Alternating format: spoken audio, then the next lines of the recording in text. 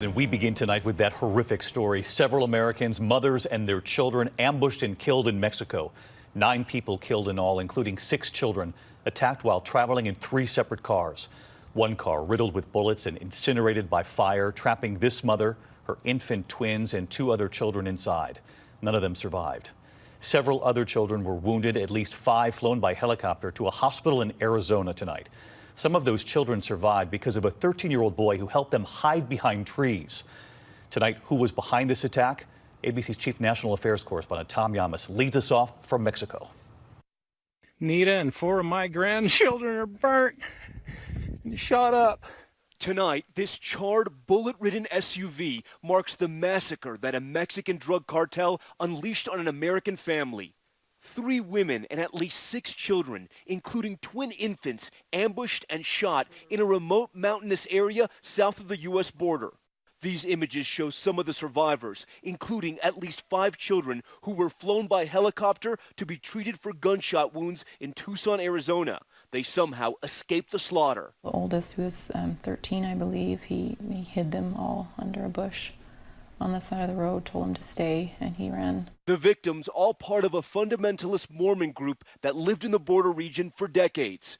Victims' relatives say the group was traveling by caravan, picking up family members, preparing for an upcoming wedding. They were traveling in 3 separate SUVs, deep in narco territory and amid an ongoing cartel war. Mexican officials think the women's SUVs may have been mistaken by rival drug gangs.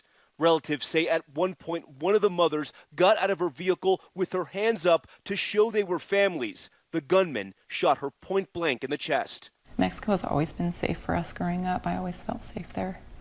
And just in the last few months, it's gotten a little scary. President Trump reacting to the horrific news, tweeting, "If Mexico needs or requests help in cleaning out these monsters, the United States stands ready, willing, and able to get involved and do the job quickly and effectively."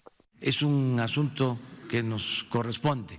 But Mexico's president saying their country will handle this alone, vowing justice.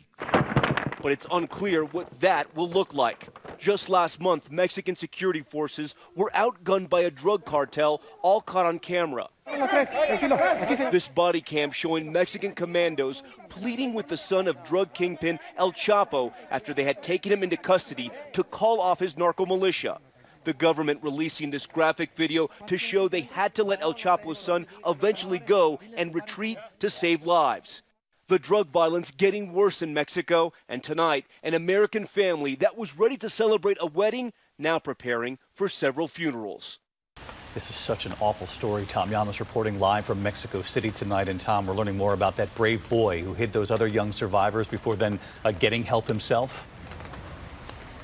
That's right, David. He was just 13 years old and so brave. He took his siblings, who were all bleeding from gunshot wounds. He stuck them in some bushes. He covered them with branches. And then, David, he walked 14 miles to get help back home. And because of his work, 8 children are alive tonight. I had a chance to speak with a former Mexican intelligence officer. I asked him, how could these vicious criminals shoot innocent women and children? His chilling response, David, because they can. They're the law in that part of Mexico, and no one will stop them. The David? Chilling reality, Tom. And as you point out, that boy went 14 miles for help. Tom, thank you.